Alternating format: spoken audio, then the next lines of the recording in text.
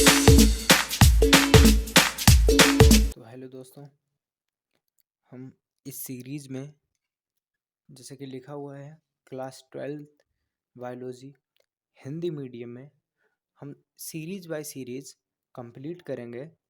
और आज हम स्टार्ट कर रहे हैं चैप्टर थर्ड है जो ह्यूमन रिप्रोडक्शन यानी कि मानव प्रजनन चैप्टर है। तो इस चैप्टर में हम पहले टॉपिक देखेंगे कि पढ़ना मुझे क्या है। तो मैं एक के बाद एक कंटिन्यू ये पूरा चैप्टर क्लियर करूँगा। देखते हैं कि हमें पढ़ना क्या क्या है। तो इसमें फर्स्ट टॉपिक हम पढ़ेंगे कि जनन, कि रिप्रोडक्शन होता क्या है, जो प्रजनन होता है वो उसके बारे में पढ़ेंगे। फिर इसके टाइप पढ़ेंगे, सेकंड पॉइंट में टाइप पढ़ेंगे कि कितने प्रकार का होता है। फिर इसमें निषेचन पढ़ेंगे कि निषेचन किस प्रकार से होता है। और फोर्थ जो टॉपिक है वो पढ़ेंगे मेल रिप्रोडक्टिव सिस्टम, यानी कि नर प्रजनन तंत्र। नर प्रजनन तंत्र क्या होता है। मेरा टॉपिक भी यही है कि ह्यूमन रिप्रोडक्शन। तो मेल रिप्रोडक्टिव सिस्टम के बारे में पढ़ेंगे, फिर फीमेल रिप्रोडक्टिव सिस्टम यानी मादा प्रजनन तंत्र के बारे में पढ़ेंगे। फिर नेक्स्ट टॉपिक होगा वो sex determination in human being, मानव में लिंग निर्धारण। ये क्या होता है कि आगे होने वाली संतति लड़का होगा या लड़की, इसके बारे में हम छठवीं पॉइंट में पढ़ेंगे। फिर संगर्भता तथा भ्रूणीय परिवर्तन प्रेगनेंसी, इसके बारे में पढ़ेंगे। एंड अदर जो पॉइंट होंगे पॉइंट एग्जाम के व्यू से वो हम डिस्कस करेंगे आगे अगली वीडियो में। ओके, देन हम स्टार्ट करते हैं यहाँ फर्स्ट टॉपिक से। तो जनन रिप्रोडक्शन, जनन क्या होता है। इन सिंपल लैंग्वेज, सरल भाषा में बात करें तो प्रजनन एक बायोलॉजिकल यानी कि जैविक प्रक्रिया है, बायोलॉजिकल प्रोसेस है जिसके माध्यम से सभी जीव अपने वंश एवं प्रजाति की निरंतरता बनाए रखने के लिए अपने समान जीवों को जन्म देते हैं। जन्म देने वाले को जनक, और इस प्रोसेस में जो जन्म देते हैं वो पेरेंट्स कहलाते हैं, यानी कि माता पिता। व जन्म लेने वाले जो इनसे पैदा होते हैं वो संतान, ऑफस्प्रिंग कहलाते हैं, संतान कहलाते हैं। एंड बाद में जो संतान होती है वो ग्रो करके ये भी अपने बच्चों को जन्म देती है, लाइक इनके पेरेंट्स। ओके, एंड अब बात करेंगे टाइप ऑफ रिप्रोडक्शन, यानी कि जनन के प्रकार। जनन होता कितने प्रकार से है। तो जनन मेनली टू टाइप्स में होता है। फर्स्ट अलैंगिक जनन, कहते हैं असेक्सुअल रिप्रोडक्शन हो गए। एंड लैंगिक जनन, सेक्सुअल रिप्रोडक्शन। अब बात करेंगे अलैंगिक जनन क्या होता है। अलैंगिक जनन की बात करेंगे जब संतति की उत्पत्ति नर व मादा युग्मकों के सहयोग के बिना होती है। इसमें मेल एंड फीमेल गैमेट की कोई रिक्वायर नहीं होती है, ओनली वन पेरेंट की रिक्वायर होती है। एकल जनक से संतान की उत्पत्ति होती है। एकल जनक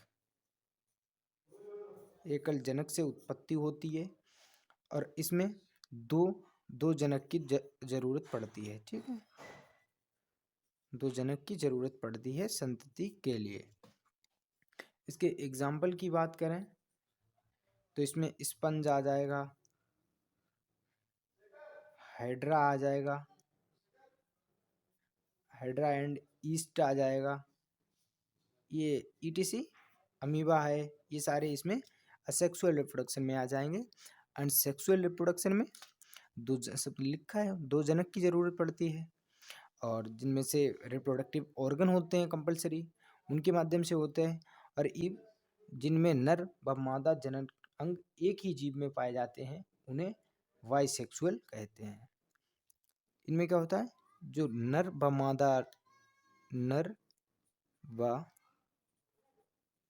मादा जनन अंग डिफरेंट ऑर्गेनिज्म में पाए जाते हैं तब एक लिंगी जीव कहलाते हैं। और द्विलिंगी जीव जब नर व मादा पार्ट एक ही जीव पर पाए जाते हैं, एक ही साथ पाए जाते हैं, तब द्विलिंगी जीव कहलाते हैं। ठीक है, यहाँ पर हम एक इम्पोर्टेंट पॉइंट की बात करेंगे जो होता है जनन।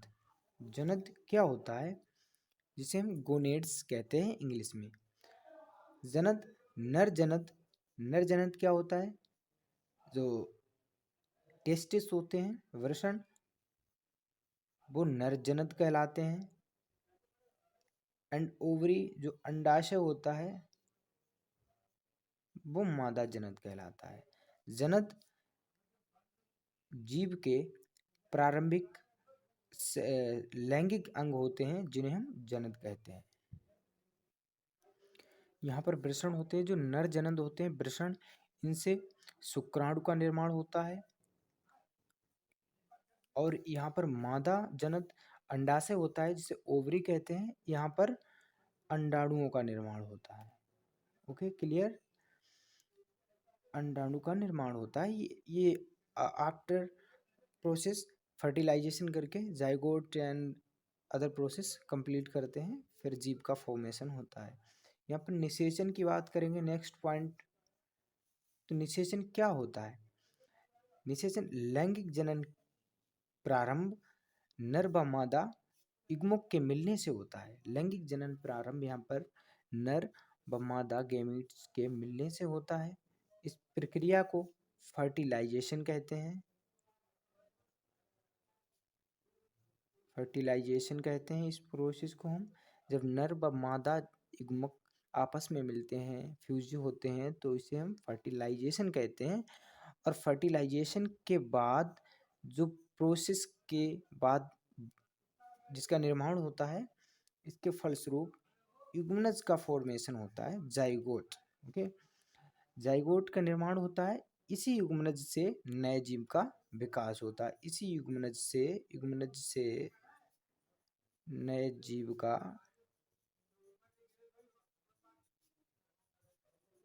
विकास होता है।